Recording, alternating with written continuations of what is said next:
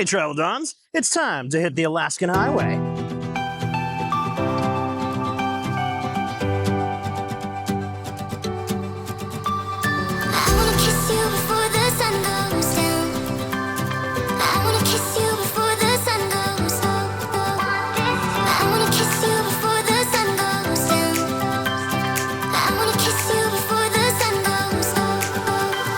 Alrighty, fellow travelers, welcome back to Adventures of a Traveling Don, and today is the finale of our journey to Alaska. That doesn't mean that is the end of the content in Alaska. That's just the beginning.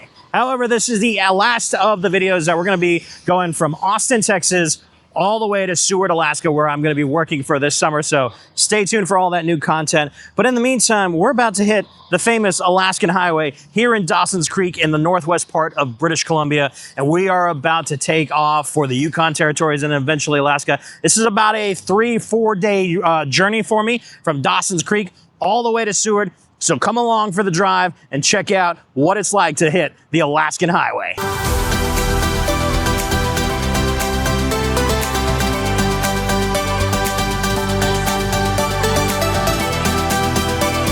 Okay, so first stop along the Alaskan Highway is mile 47. And you have to remember, the Alaskan Highway goes from Dawson's Creek in British Columbia, northeast British Columbia, all the way to Delta Junction in Alaska. Now, we're not taking the entire path because we are branching off at Tok and heading down towards Anchorage and then eventually Seward. I actually have a longer path. I have about 1,900 miles from Dawson's Creek all the way to Seward.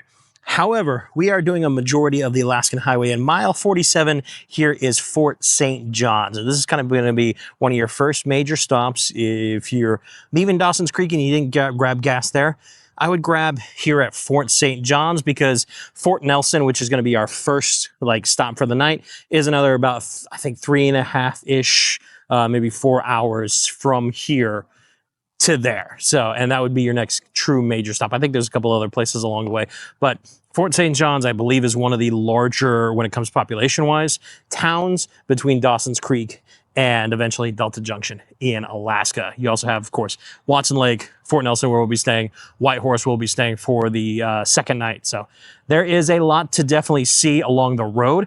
It's interesting when you travel, of course, through this part of Canada. Most people, when I've talked to them, they think of Canada, particularly Western Canada, as all mountains. That's really not until you get further west, particularly the more north that you go, the mountains sort of start to curve westward. So it is interesting. You know, you guys saw in Banff, you know, the beautiful mountains that you see in Banff National Park. But when you're in Calgary, Edmonton, it's all kind of like, it reminds me of the Midwest, where it's all kind of plains, flatlands, some hills, a few kind of like, you know, we passed coming up here to Fort St. John, a little canyon and stuff like that.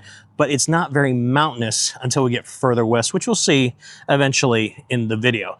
But when you're stopping here at Fort St. John, definitely one thing to stop if you're looking for a little bit of history, like me, I love it, is to come here to the Fort St. John Peace Museum. And that kind of goes into the history of Fort St. John, which dates back to about 1794 during the era of the trappers, and then comes all the way through about the mid-1900s is when the museum kind of stops. But anyway, it's really kind of cool. The inside's got a lot of great kind of like statues, artwork, recreations of different time periods in Fort St. John. And then out here, they have almost kind of like a small little pioneer village as well. So definitely worth the check out. It's about $8, $8 Canadian dollar for admission. And, you know, for your first kind of stop here, learn a little history, continue on.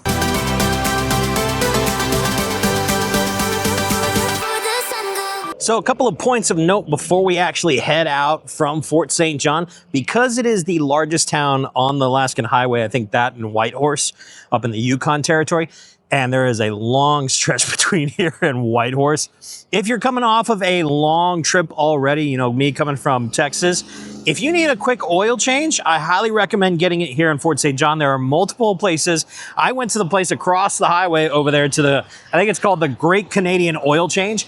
I was in and out in about like 20, 25 minutes. Didn't even have to leave the car. They were some of like the nicest people I've ever met when it comes to like oil change and any kind of car repairs. It was really, really nice. It cost me maybe about 75 US dollars, like 105 Canadian dollars So it was kind of a great thing to do if you are at this point, because you have to remember, you got a long way from here until whatever your destination is in Alaska. And there's not, maybe Whitehorse is the next spot where you really have truly a possible good chance to have a oil change or any kind of car repairs. So definitely get that looked at and checked out before you hit the Alaskan Highway here in Fort St. John. And also, if you're looking for breakfast or lunch, I think from Friday to Tuesday, I think they're closed Wednesdays and Thursdays.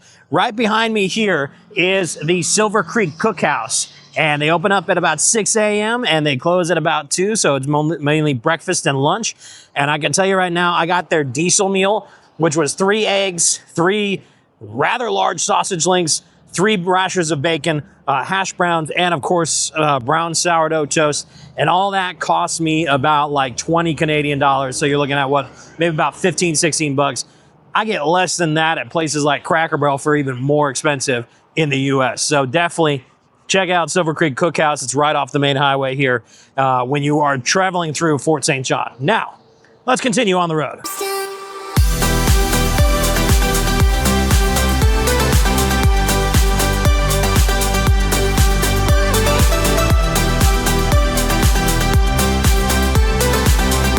So of the many things that you want to keep your eye out on when you are traveling the Alaskan Highway is, of course, the parks, the state provincial parks, and then, of course, the campgrounds that are there as well. Particularly if you are in camper vans and you are looking for places to camp, there are a lot more places along the way where you can pitch a tent and camp or have your camper van sit than there are towns for you to stay in. On this particular trip, I'm actually staying at a different motel in each place. However, I know in the future, I do want to eventually get like my own camper van and then, kind of stay at a lot of different campgrounds around here. Of course, make sure you follow all the rules. But like here, this is Buckinghorse River. I think that's what it's called. And it's just a beautiful little river. You come here. The campground is pretty quaint, very easy. I think you pay everything via phone. There's really no... there's no teller there to take your money, but you just have to make sure that you do. And if you're caught, you do have a fine to pay. But outside of that, it's a beautiful river. This whole drive is just absolutely gorgeous. You only get a little bits of it that I'm able to kind of snapshot. I've already seen a few animals that I wasn't able to catch, just because I didn't have the time before I passed them. I've had a bear run already across and a couple of wild horses as well. So, and we'll see probably more of that along the way. But even still, always keep your eyes open while you're here on the Alaskan Highway, because there's always something to see. So a quick fix on what I said earlier when it came to paying for here. They actually have here a whole envelope setup where you basically put your money in. They have all the instructions for self-registration fee. It is a self-registration fee station. They just probably have a ranger come by every so often just to double check that everybody is there that needs to be there, that is paid properly. But it says it's about 20 Canadian dollars. So that's actually not too bad.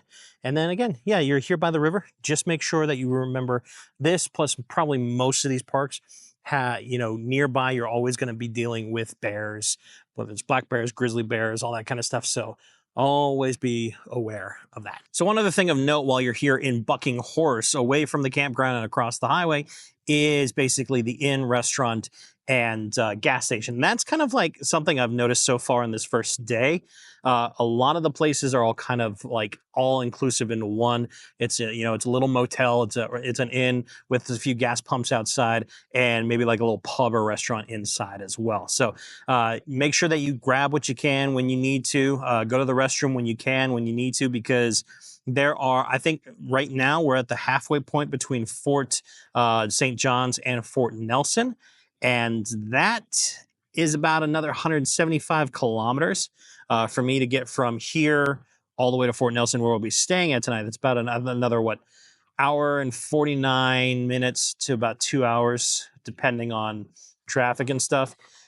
And I think this is the last fuel up, pump up station between Fort Nelson and Fort St. John's. So the halfway point is, I think, kind of like the last point. So you just definitely want to make sure that you are on top of your gas for you. So, but anyway, let's continue on to Fort Nelson.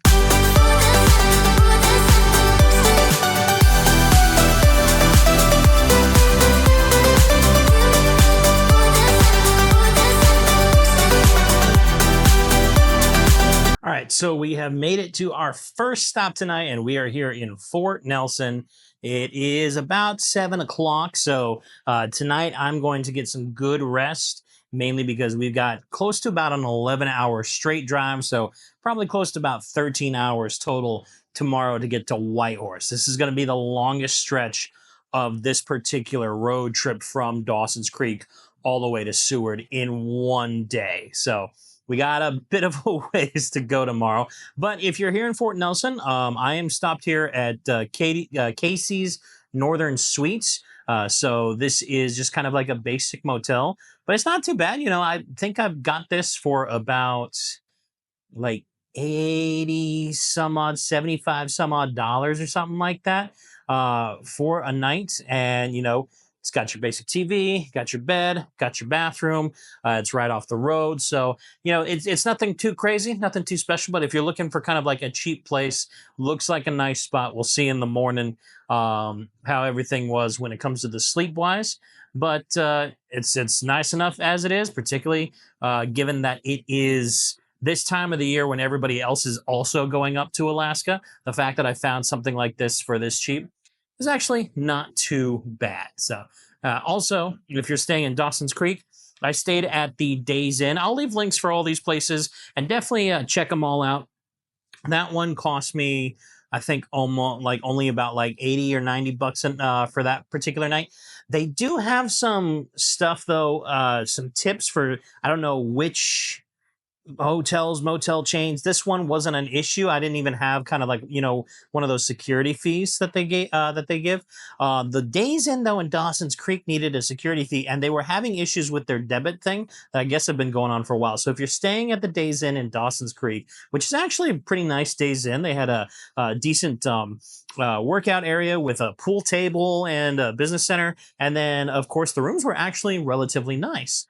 But you do have to have like a $300 deposit, and it's either you have a credit card or you have to give them the $300 in cash, which they give you the next morning or whenever you check out, as kind of like the security holding fee for any incidentals.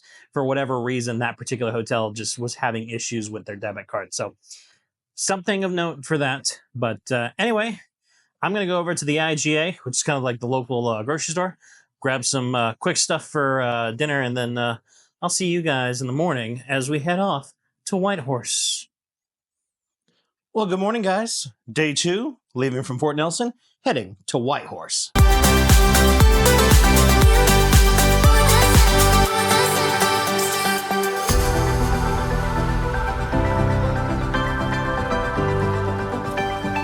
All right, so we've officially made it into the beginning of the Northern Rockies, and it's just absolutely gorgeous. So this is just a rest area. I don't think there's even really a name for it. We're heading towards Muncho Lake.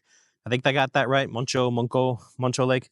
Anyway, that'll be kind of probably the first major stop. And then, of course, Watson Lake after that, and then we'll continue on all the way to Whitehorse. But whenever you get the chance, if there's a pull-off, get a picture, you know, get a video. It is absolutely gorgeous out here. And always, again, keep your eyes open and ready. You know, I'm driving solo, so I don't really have the opportunity while I'm driving to always snap a picture of everything. But some of the stuff I've seen, like I even come across a black bear I was not able to get a video of because, you know, I was driving. But even still, it's just like, this is absolutely fantastic. The scenery, you're gonna see wildlife while you're out here. I'll try and get some stuff for you if I'm able to slow down in time. But yeah, that black bear that I saw, beautiful black bear, is literally almost like a mile back, and it just kind of came up on me real fast, and then she kind of like slid out into the forest. So didn't really have time to slow down and grab a quick snapshot. Plus I was on a curve, so you don't want to do that anyway. But even still, yeah, definitely whenever you get the chance throughout this particular part of the trip, just come off and check it out. And also stop at any rest stop that you can. If you have to go to the bathroom, go to the bathroom, because the bathrooms are actually really nice up here. But you don't have that many in this long trip between Fort Nelson and Whitehorse.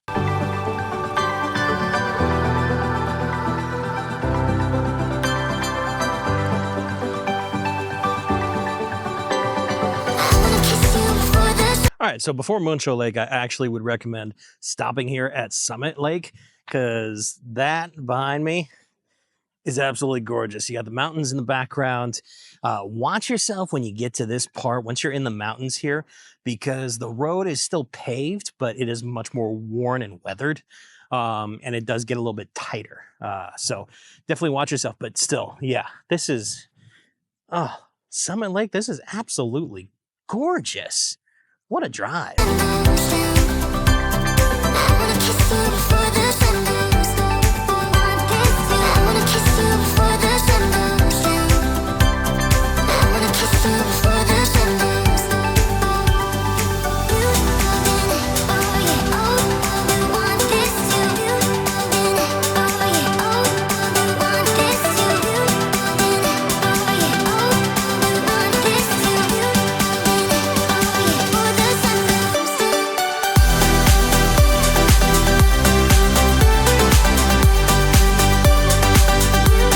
Okay, so we've made it to the halfway point of the halfway point, which is basically Muncho Lake is about halfway between Fort Nelson and Watson Lake in the Yukon Territory. This is still, I believe, British Columbia, but it is an absolutely gorgeous lake, as you can see behind me. What's even cool is, like, as you can see right there, there's like right there.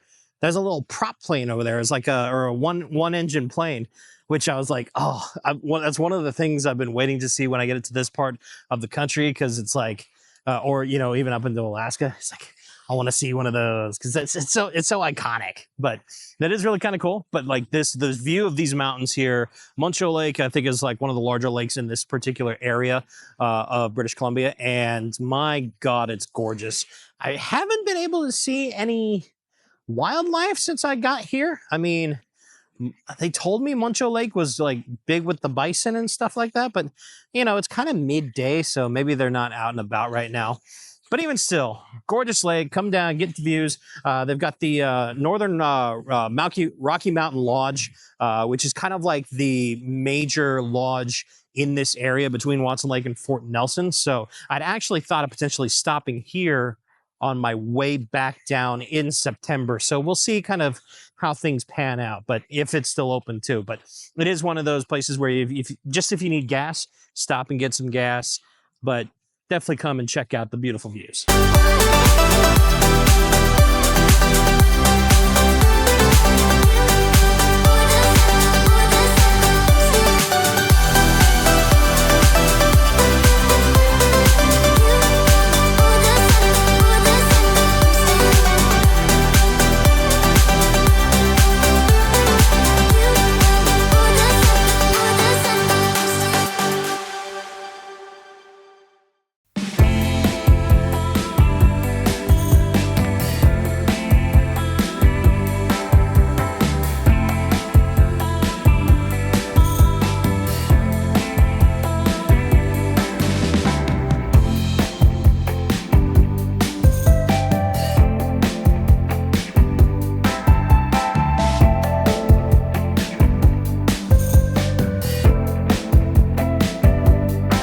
All right, so we have finally made it to Watson Lake. We are now officially in the Yukon Territory. It has been a long drive, and I still have a long way to go before we stop for the night. But I wanted to showcase this, and this is something when it first came to my attention. I wish I had known this before I left Texas. There is a place here in Watson Lake which is called the Signpost Forest, and it literally is a forest of signposts from all around the world. I think it started with a guy named Carl Lindley in 1942 during the Alaskan Highway project. And he was the first one to put up a sign. I think he was like fixing some signs. And then he decided to put his own from where he was. And it's become a tradition over the years when people driving up the Alaskan Highway to bring a sign. I think you can even also go to the visitor center and create a sign. I don't know if there's what the cost is or anything like that. This all is somewhat new to me when it comes to that, but I've seen like some of these are kind of very independent signs, like handcrafted made signs. Others are actual signs from different places. I don't know if they legally took those with them or they just, unscrewed them before they left and took off and posted them here. but it basically anybody that is coming up here, people have brought signs with them to place here. So maybe next time that I come through, if I come back up for another summer, I might think about doing that, just to have my own sign from, you know, like Georgetown, Texas or something like that here. But it's so cool because it's like, particularly the ones that are from different places, it's not just from the US, there are places from around the world that people have taken signs from. It's not just that they made it and said, you know, we're from here, but there are some that are from all over the world. I've seen Switzerland, Germany, I think I glimpsed Denmark. There's all, and then almost every state is represented here. And there's, I think, up to right now, somewhere over 77,000 signs and counting, and they just keep adding more to it. And it's absolutely really kind of cool just to kind of walk through and see where everybody's from that has been to Little Watson Lake in the Yukon Territory.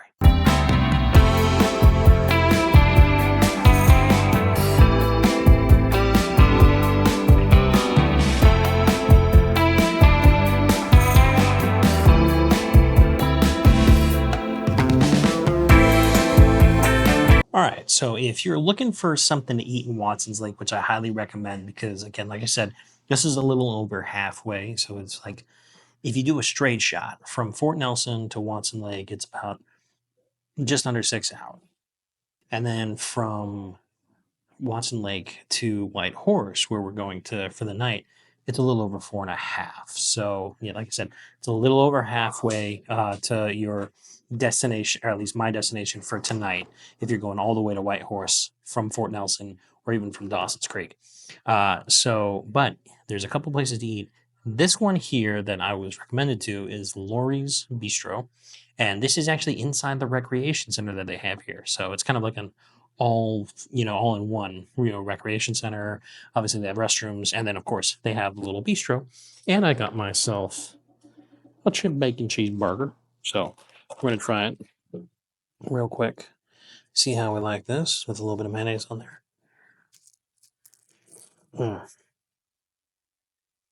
You know what? Good burger. Their patties are made in-house, but really good. Nice crispy bacon on there, and with your burger you can get a side of fries, upgraded for the garlic parmesan. And boy, did they give you a lot of fries! Good lord! So let's go ahead and try this real quick. It's actually quite a bit of garlic in there too. Not bad. It's anything that you get along the Alaskan Highway. It's going to be generally a little bit more expensive, but it's not too bad, Bacon cheeseburger with a side of garlic fries and a can of Coke turned out to be like, what, 20, 25 Canadian dollars? So that's like less than 20 bucks.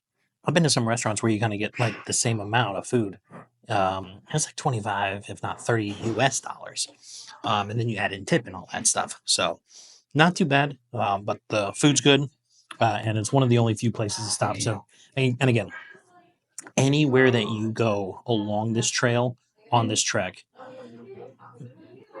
stop at the next stop, unless it's maybe about like 30 to 50 kilometers in between the stops, because there's a lot of times where you're going to go stretches of like 150 kilometers, close to about like 90 miles, 100 miles, where there's no real stops. So you either got to keep going, or if you got to go to the bathroom, you're going in the woods, so. But anyway, this is absolutely fantastic.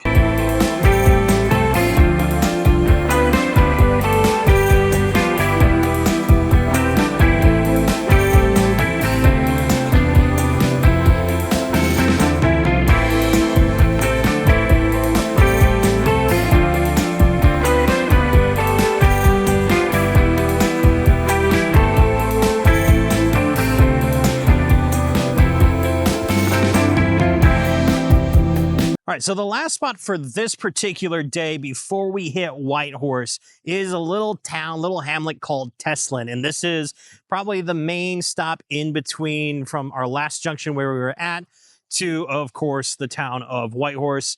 This place does have, of course, a restaurant. It's got this kind of nice little dock and small park here that you can check out. If you are, of course, fishing, this is Teslin Lake right here behind me. And it's got, of course, a lot of different types of fish, including lake trout and even some king salmon. So if you're looking for king salmon, I'm going to guess it's a specific time of year for that. But there is a lot of fishing to do out here. So you can come down here with your boats and go out fishing. They do have some rules and regulations over at kind of like the info center. So I would definitely check those out as well as online to see what kind of licenses and whatnot you may need in Canada for all of that. But I've heard it is a really good spot for fishing. It is a beautiful lake with a lot of great views. And again, it is an area where you have a full motel, restaurant. I think there's actually a couple motels, restaurant, and of course places to go to the restroom and get gas. So this is a definitely good spot to come and stop at on your way to Whitehorse, because I think after this, there's maybe only a couple other spots, and there may be, you know, those gas stations that you see at the side of the road. It's not kind of like an actual community like you have here in Teslin. Plus, definitely worth the picture.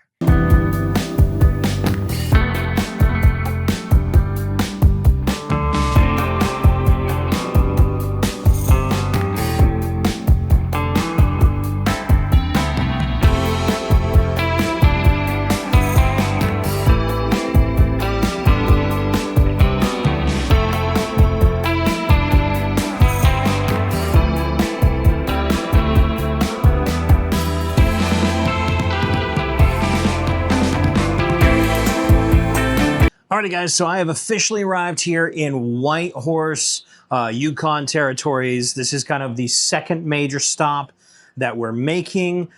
I've got 2 more days. Thankfully, none of them this long. This was a long day. I was up at about 7:30. I got out of Fort Nelson at about 8 o'clock. And, you know, you add in all the stops for gas, food, some pictures, things like that, just to stretch the legs. And I have arrived officially just before 10 p.m. And it's wild that outside here, look out behind me, outside, it's not even sunset yet. I've been as far as, you know, Maine, Seattle, northern Minnesota in the dead of summer. And, you know, that's kind of like the sun goes down at, you know, 9:30, 10 o'clock, maybe 10:30. You still see some light. It is 10 p.m. And it feels like, you know, if this was back in Texas at this time, it'd be like 7. It is wild how bright it still is outside. Thankfully, all the hotels that I've stayed at so far, motels, do have blackout curtains. This one's a little bit on the flimsier side, so will still have a little bit of light, but it does its job, enough for me to sleep. And I am staying at a place called the Elite Hotel here in Whitehorse. I'll leave a link in the description for it. Definitely make sure you check it out, particularly like on Planning.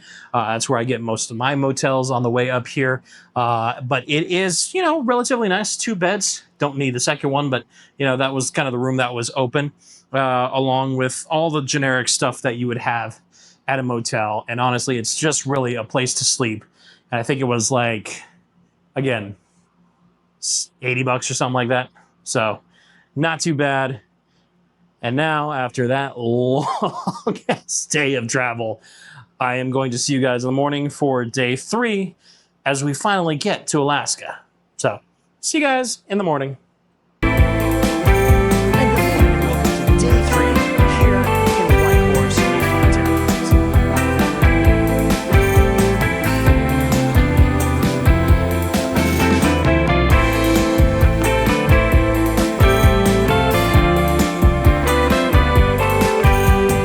All right, so for breakfast, we've come to a place called the Railwork Lounge, and I think this is part of like the Raven Hotel or something like that.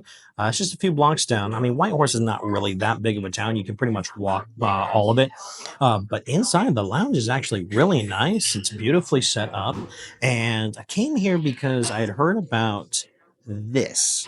They're not specifically just any waffles. It is called the Yukon Sourdough. So it's a 1898 Yukon Sourdough. Was basically created by a lady, I think Mrs. Christensen, nee Cameron. during the time of the gold rush, which was the Yukon gold rush was from 1896 to 1899. And I think it brought like 100,000 people out here at one point in time, which I don't even know what the population of the Yukon territories is. Probably not that much more than that nowadays. But it's a specific type of sourdough that they created during that time, and they make waffles out of it. So we're going to go ahead and try this real quick just to see, because I've never had a sourdough waffle. Give this a try.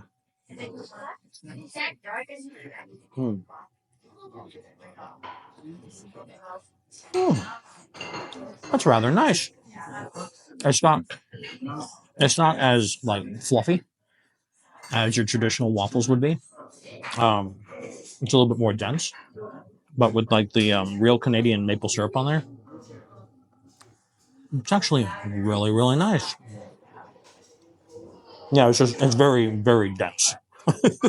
It's not something that's going to melt in your mouth, but even still, not too bad there. And like I said, this restaurant, beautiful.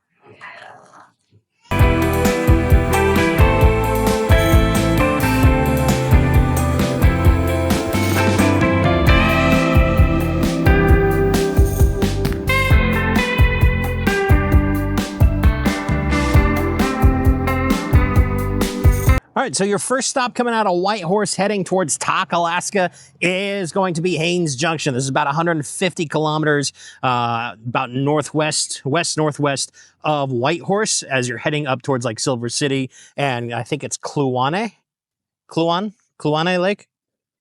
Let me know if I got that right or wrong down in the comments for those in this area. But anyway, yeah, so this would be honestly a good place to kind of stock up on gas again, because I think there's one north of the north side of like Kluane Lake, north of Silver City, probably another 100 plus kilometers past here. But this is kind of like your first major stop. Also something that I wanted to go over. When you're here in Canada, particularly up in like the upper areas of British Columbia, Alberta, Yukon territories, getting gas is different in almost kind of each scenario. Some of the places will have pay at the pump, and some of them you just tap and, you know, they let you go, you know, just as you normally would. However, there are some where you have to kind of pick like a maximum amount, and then it'll run up until it fills you up and charge you for that. This one here in Haines Junction, the pay at the pump wasn't activated. You actually had to go into the store, and I've seen this a couple other times, put your card down, then go out, fill it up, come back, and then they'll charge you for basically what it was at the pump and get your card back then. So there's multiple ways. It was just, I've done it a couple of different times that way, and there was a gentleman behind me who I think is also from the States who had never come across that, and he was kind of trying to figure out, I was like, why isn't it accepting my card? Why doesn't it accept my card? It's like, you got to take your card inside. Also, a lot of times, if you look here, some of them will have one, some of them will have two pumps. A lot of them will have just the one pump, and you can pick whether you want, regular, mid-grade, special grade, or even diesel, and it'll come out depending on which button you press. But back in the States, a lot of times there's like two pumps. There's like the black pump, or a yellow pump that will have regular gas or any of the three major gases, and then you have the separate green pump. Almost all of them here are colored green, and the guy was like, is all of them diesel except like the one you're using? I was like, no, it's just the way that it's done. So, but anyway, just wanted to go over some of those other tips when it comes to traveling in this part of the Yukon territories, and maybe even Alaska. I don't know. We'll be there soon. Anyway, onwards to the next spot.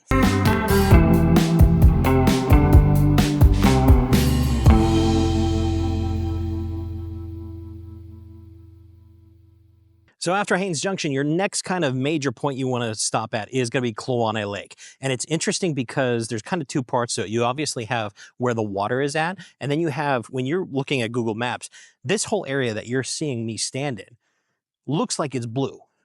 But there's no longer really water here because if you go back to the, like this valley runs all the way up, there is a glacier that way.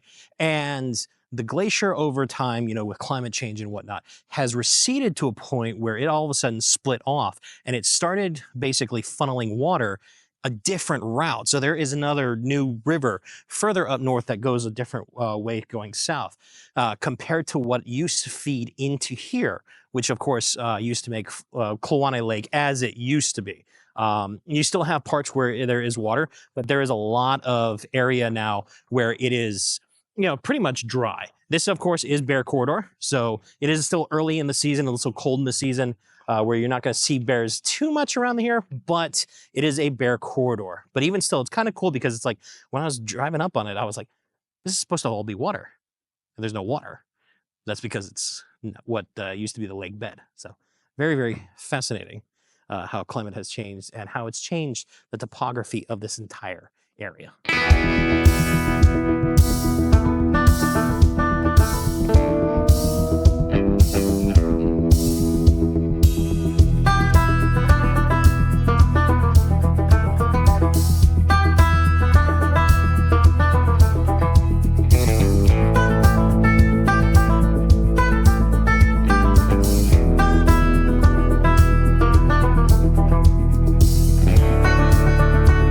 Alrighty, so if you are on the north side of Kluane Lake, I definitely highly recommend stopping here at the Burwash Landing. The cafe in there is actually relatively nice. You know, it's fairly simple. It's got a little grocery store in there. But even if you're getting something as simple as like chicken fingers and fries, they're actually really good chicken fingers and fries. I think they do like a salmon chowder. I was tempted to do it, but you know, I'm mildly lactose intolerant. I got a long way, so I didn't want to have my stomach gurgling a couple of hours in, you know, until the next destination. I'm like, oh God, I really gotta, you know, find someplace. But even still, you know, it's a great, we finally got the sun. And as you can see, the mountains behind me looks absolutely gorgeous. But this is kind of like your last major stop until I forget exactly which one is next. But we are heading, of course, to the ALCAN border for our next stop. And that, of course, is when we will be heading back into the US and into Alaska.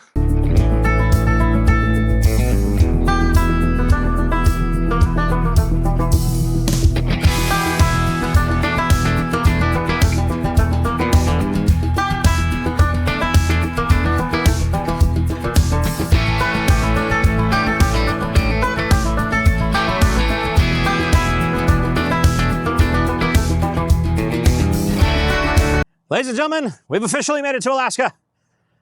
It has been a long freaking road trip, and we still got plenty of mileage to go to get to our destination in Seward, Alaska. Technically one more day because we're stopping and talk, but man alive, has it been a long, exhausting road trip. But it's all worth it to finally get to see this sign. I have not been to Alaska. This is now technically my 48th state. I've only got 2 more. Weirdly, Iowa and South Dakota. Don't ask me why. But I've only got 2 more states to go to get this done. Well, to get the U.S. done. But finally here. 49th state of the United States.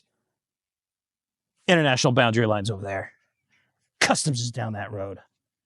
We're going to go get into Alaska. And then I'm going to go to talk. I'm going to sleep because I'm tired. And I still got another 8-hour drive tomorrow. So, anyway, welcome to Alaska.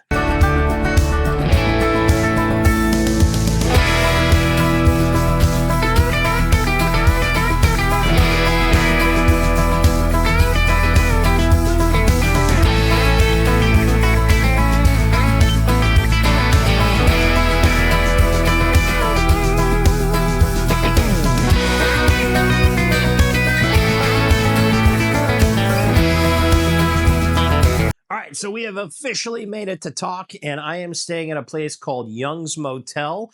It is just off of the 2 highway here, and this one's probably the most expensive. It's not, you know, any nicer or not too much less nicer. Well, room-wise, you can see it's kind of a standard motel. However, once you get up to here to Alaska, things start to expand and increase when it comes to price. Like this ended up being, even with a planning or booking, either one that I looked at is about $146 after taxes and everything, which that was the price for like 2 nights in Calgary. So it was, it's a little bit more expensive once you get up here to Alaska, but even still, I'm here in Alaska. I've got one more day, and tomorrow when we head to Seward, it's not going to be kind of a stop and go like it's been for the rest of the trip. I think when I wake up and I see you guys tomorrow, it'll basically be leave. You'll see some sights along the way, and then we'll arrive, because I do have a time frame of when I do have to arrive in Seward. I'm actually getting up earlier tomorrow than I've gotten up this entire trip, about 6 o'clock, just to make sure that I get on the road, because I still got about an 8-hour drive. It's about 450-ish miles still from here, from Talk to my destination, which shows you how big Alaska really is. So, but anyway, guys, I will see you in the morning when we head to Seward and finish this road trip. And good morning, guys, and welcome to day 4 and our final day of this trip to Alaska. And like I said last night, this is going to be kind of basically a montage of getting down there real quick. I'm not going to be stopping and kind of doing any exposition on this last leg, literally because I am facing the clock to get there in time to check in to my spot that I'll be working at. But anyway, I'll see you guys down in Seward.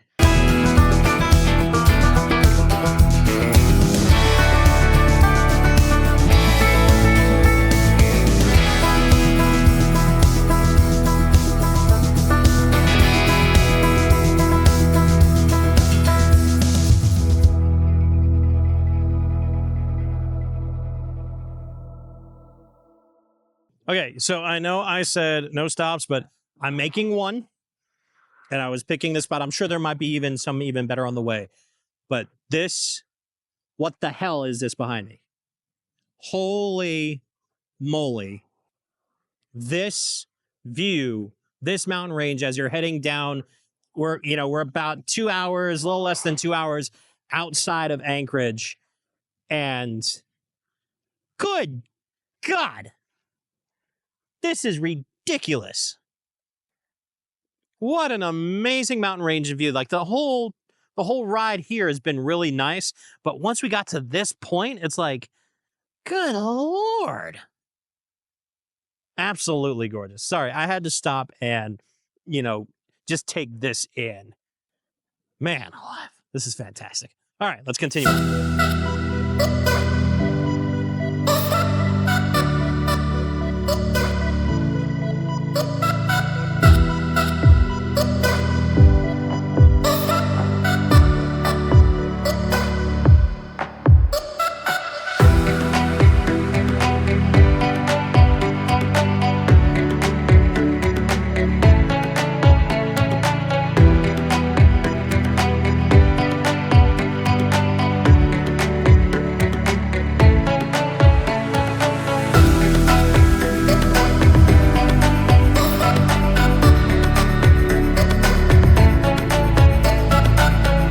Alrighty, guys, so we have officially made it to the Windsong Lodge here in Seward, Alaska.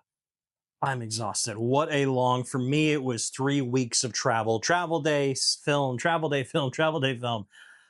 It was a lot of fun. I saw a lot of things. I hope you guys enjoyed this journey to Alaska, and I hope you guys enjoyed particularly this video of this Alaskan Highway. And actually, technically, if you think about it, in Talk, this last part of the video, we never were actually on the official Alaskan Highway. The Alaskan Highway continues up towards Delta Junction. I took off on a different highway that head down to Anchorage and then, of course, to Seward. So, but even still, this was my 1,900 mile from Dawson's Creek all the way to Seward, Alaska road trip. I hope you guys enjoyed it. I hope you guys enjoyed all the other places that we went to on this journey, Alaska, from Texas, Austin, Texas, all the way here to Seward, Alaska. It was a lot of fun. I'm glad you guys came along with me. Thank you so much for the support throughout all these videos. Look forward to some content up here in Alaska. I'm only here for about 3 months, so I'm going to start getting some stuff going, start working. And then about halfway through my season is when, once these videos are fully out, I will have some new stuff out for you guys as well. But anyway, thanks for coming along for the ride. If you liked the video, give it a little thumbs up. And of course, subscribe to the channel if you haven't already. Hit that notification bell so you know when any of my new content comes out. And of course, you want to help support the travels and the channel. I do have a Patreon page and a Buy Me Coffee account. I will leave links in the description for that. And I do appreciate all my Patreons and my Buy Me Coffee members. And until we meet again, peace out, guys. Have a great night.